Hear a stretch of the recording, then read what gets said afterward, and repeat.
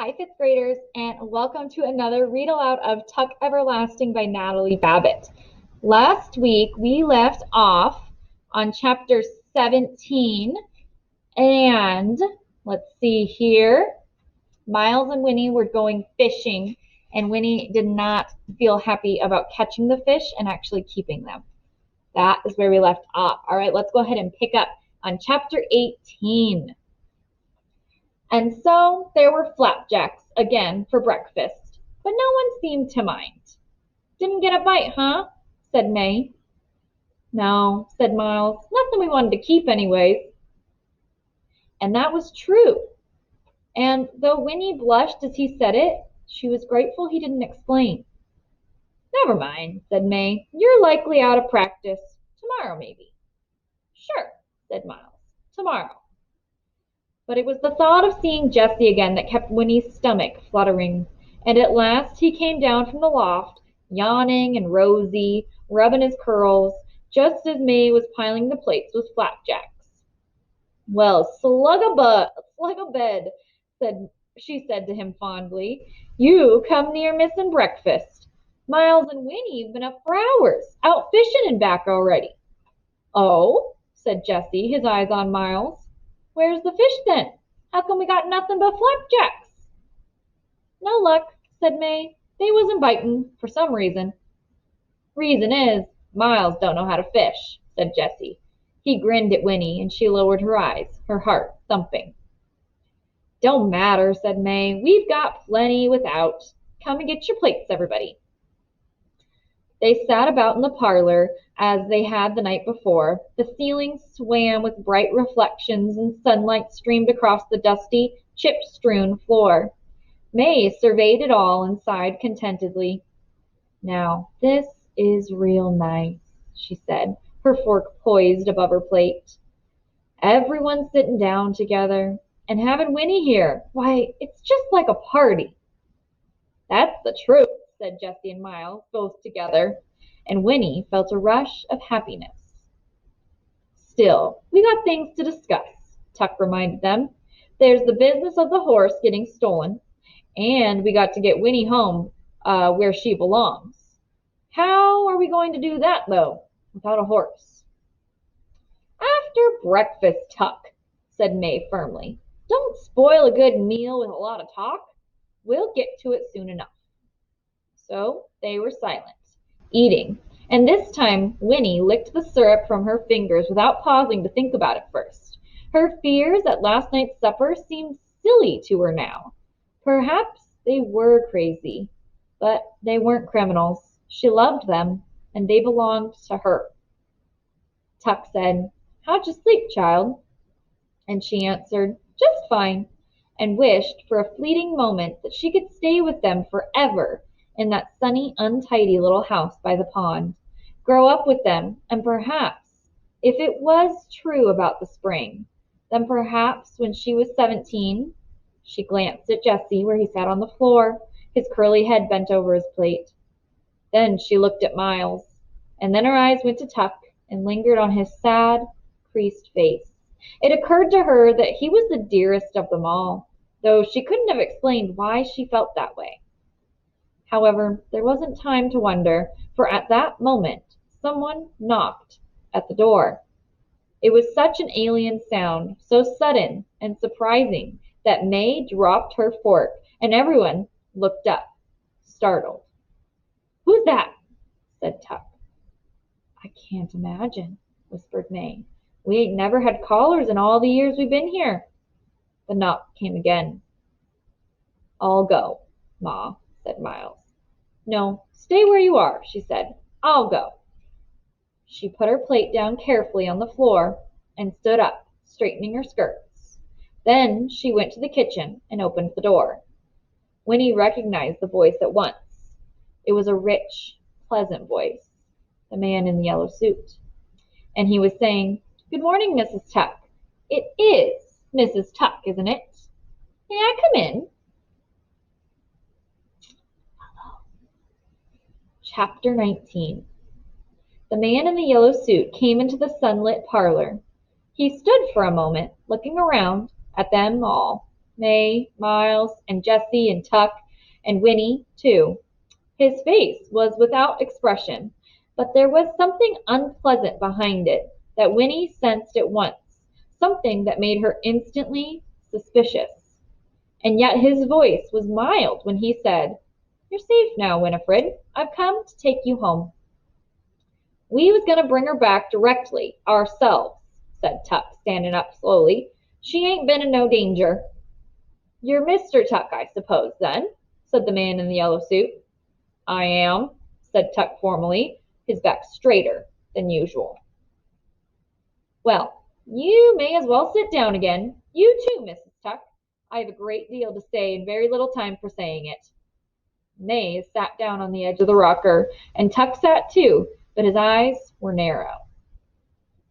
Jessie said uneasily, "Who in tarnation do you think you—" But Tuck interrupted. "Hush, boy. Let him speak his piece." "That's wise," said the man in the yellow suit. "I'll be as brief as possible." He took his hat off and laid it on the mantel, and then he stood tapping his foot on the littered hearth facing them. His face was smooth and empty. "I was born west of here," he began, "and all the time I was growing up my grandmother told me stories. They were wild, unbelievable stories, but I believed them. They involved a dear friend of my grandmother's who married into a very odd family, married the older of two sons, and they had two children. It was after the children were born that she began to see that the family was very odd. This friend of my grandmother's, she lived with her husband for 20 years, and strange to say, he never got any older. She did, but he didn't, and neither did his mother or his father or his brother. People began to wonder about that family, and my grandmother's friend decided at last that they were witches, or worse. She left her husband and came with her children to live at my grandmother's house for a short while. Then she moved west. I don't know what became of her, but my mother still remembers playing with the children. They were all about the same age. There was a son and a daughter." "Hannah," whispered Miles. May burst out, "You got no call to come and bring us pain." And Tuck added gruffly, "You got something to say, you better come out to the point and say it." "There, there now," said the man in the yellow suit. He spread his long white fingers in a soothing gesture. "Hear me out. As I've told you, I was fascinated by my grandmother's stories, people who never grew older. It was fantastic. It took possession of me. I decided to devote my life to finding out if it could be true, and if so, how and why. I went to school. I went to a university. I studied philosophy, metaphysics, even a little medicine. And none of it did me any good. I nearly gave up. It began to seem ridiculous and a waste of time. I went home. My grandmother was very old by then. I told her, I took her a present one day, a music box. And when I gave it to her, it reminded her of something. The woman, the mother of the family that didn't grow old, she had had a music box." May's hand went to the pocket of her skirt.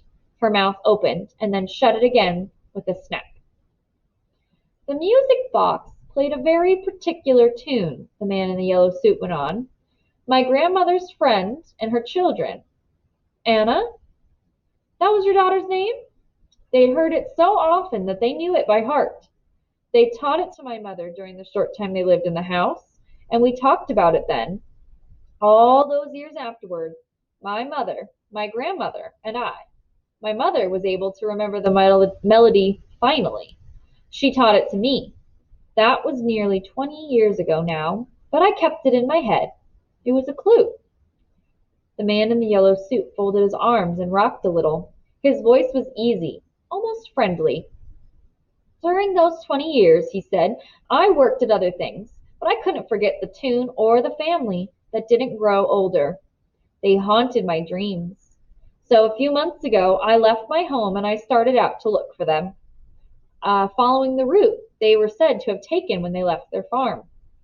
No one I asked along the way knew anything. No one had heard of them. No one recognized their name.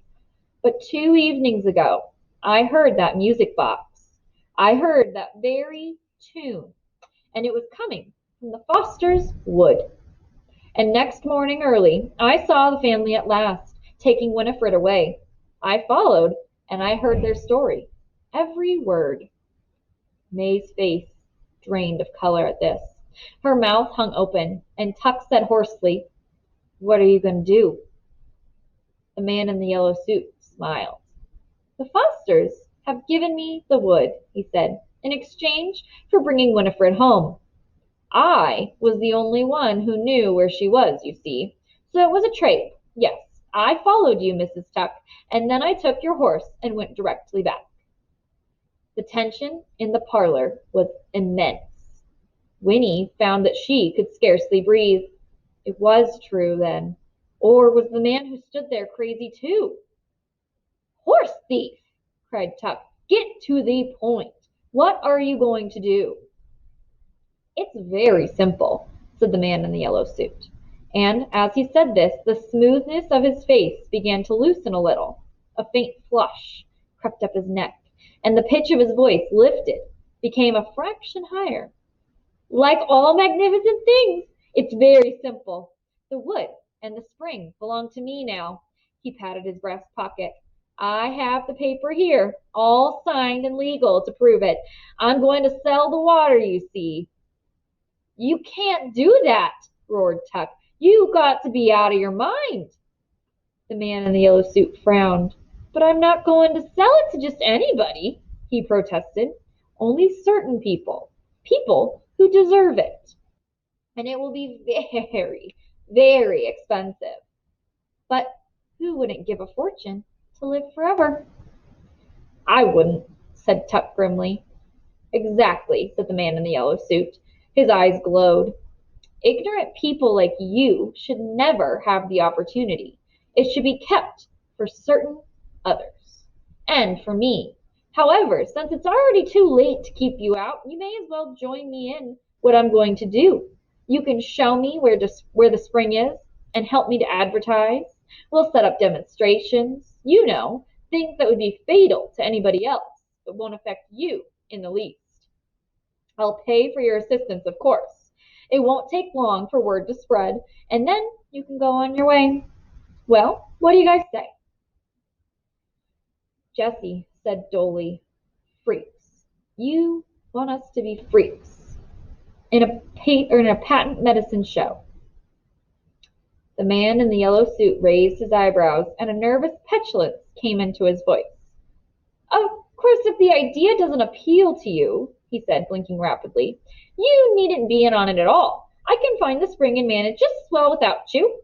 But it seemed the gentlemanly thing to make the offer. After all," he added, looking around at the cluttered room, "it would mean you could afford to live like people again, instead of pigs." And that was when the tension burst. All four Tucks sprang to their feet at once, while Winnie, very frightened, shrank back into her chair. Tuck cried, "You're a madman, a loony! You can't let no one know about that water. Don't you see what would happen?" "I've given you your chance," shrilled the man in the yellow suit, "and you refused it." He seized Winnie roughly by the arm and dragged her up out of her chair. "I'll take the child and be on my own business." Tuck began to rave now, his face stretched with horror. "Madman!" he shouted, and Miles and Jessie began to shout too. They crowded after as the man in the yellow suit dragged Winnie through the kitchen door. "No!" she was screaming, for now, at last, she hated the man in the yellow suit. "I won't go with you! I won't!" But he opened the door and pushed her out in front of him. His eyes were like blind fire points.